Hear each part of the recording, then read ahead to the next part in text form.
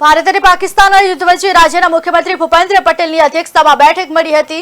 બેઠક બાદ ગૃહ રાજ્યમંત્રી હર્ષ સંઘવીએ બેઠકને લઈ નિવેદન આપ્યું છે।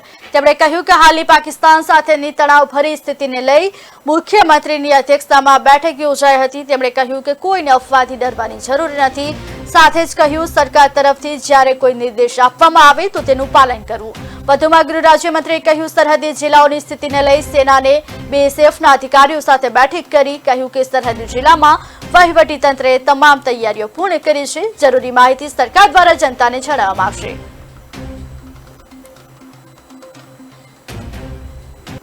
આદરણીય મુખ્યમંત્રી શ્રી ભૂપેન્દ્રભાઈ પટેલના અધ્યક્ષસ્થાને આજે સ્ટેટ ઇમરજન્સી સેન્ટર પર રાજ્યના તમામ વિભાગો, સરહદી જિલ્લાઓ, સેનાના અધિકારી, બીએસએફના અધિકારી, કોસ્ટગાર્ડ, નેવી, એરફોર્સના સૌ અધિકારીઓ જોડે એક મહત્વની સંકલન બેઠકનું આયોજન કરવામાં આવ્યું હતું। આદરણીય મુખ્યમંત્રીશ્રીએ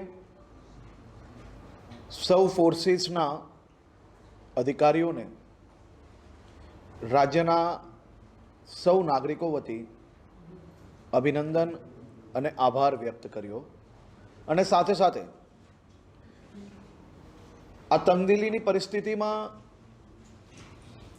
ફોર્સીસને રાજ્ય સરકાર થકી જે કંઈ કામગીરી કરવાની હોય છે તેમાં કોઈ બી પ્રકારની કોઈ કમી ના રહે તે માટે મુખ્યમંત્રીશ્રીએ આજે બધા જ વિભાગો જોડે આખું આંકલન બી લીધું અને સાથે સાથે સૌ ફોર્સીસને સંકલન દરમિયાન નાની મોટી કોઈ બી તકલીફ હોય, જે સિવિલિયન્સ તરફથી મદદની જરૂર હોય, આ બધી જ વાતોની ચર્ચા આ બેઠકની અંદર કરવામાં આવી છે।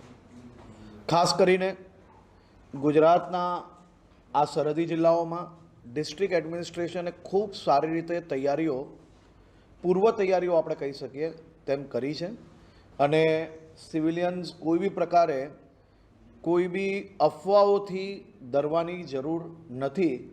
સંપૂર્ણ સાચી માહિતીઓ એ ડિસ્ટ્રિક્ટ એડમિનિસ્ટ્રેશન દ્વારા સમયાંતરે સૌ લોકોને જરૂર લાગશે ત્યારે પહેલેથી જ જણાવવામાં આવશે।